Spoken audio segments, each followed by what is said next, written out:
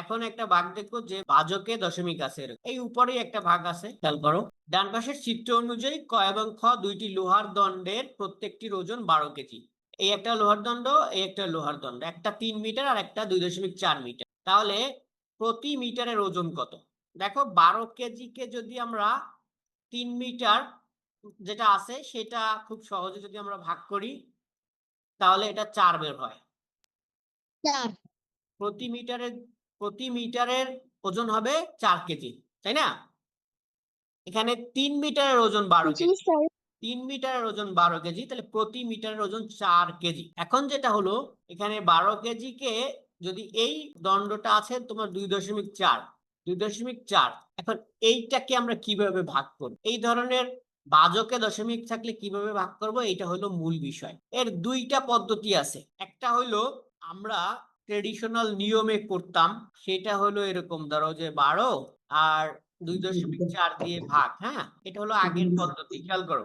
এই দশমিক উঠানোর জন্য আমরা উপরে 10 গুণ দিতাম, 10 গুণ দিতাম, তাহলে হতো 12, 10 কে 120, আর নিচে আসলো আমার 24। এখন আমি যে পদ্ধতিটা বলছি এটা তোমাদের বই দেওয়া আছে। সেই পদ্ধতিটা হচ্ছে তোমার এই ভাজকের দশমিক উঠাতে হবে। উঠানোর জন্য আমরা জানি যে কোনো সংখ্যার সাথে ভাজক এবং বাহ্যে যদি একই সংখ্যা আমরা গুণ করি তাহলে ভাগফল একই হয়। এখন এটা বোঝানোর জন্য তোমাদেরকে আমি আরেকটা জিনিস দেখাই। ধরো যে আমরা এখানে যদি 8/2 দেই তাহলে এখানে নামছে 4। এখন এটার সাথে যদি আমরা 10 গুণ করি তাহলে উপরে হয় কত, 80। আর 2 এর সাথে 10 গুণ করলে কত হয়, 20।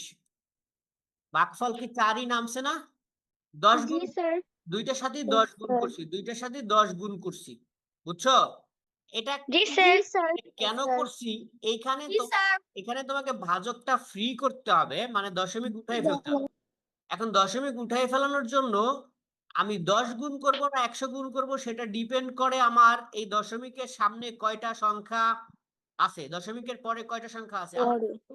10 গুণ করলে এক ঘর ওই পাশে যায়। হ্যাঁ, একটা থাকলে আমরা 10 গুণ করলেই এক ঘর ওই পাশে যাবে। তাহলে আমরা 10 গুণ করব, বেশি গুণ করার দরকার নাই। তাহলে এ পাশে যদি 10 গুণ করি, আমার এখানেও আমার 10 গুণ করতে হবে। তাহলে ফলের কোনো পরিবর্তন হবে না। যেরকম এই অঙ্কটা দেখালাম আমি, খেয়াল করো, 12 10 120, আর এদিকে আমার হলো 24। 24 কেন হবে? কারণ আমি দশমিক উঠানোর জন্যই 10 গুণ করছি, এক ঘর ওই পাশে যাবে। এখন আমি যদি এইটাকে 24 দিয়ে 120-কে ভাগ করি তাহলে কত হয়, কেউ বলতে পারো? স্যার 5 হবে। 5 হবে, 5। তাহলে এখানে বলছিল 2.4 মিটারের ওজন 12 কেজি, তাহলে 1 মিটারের ওজন কত? 1 মিটারের ওজন হচ্ছে 5 কেজি।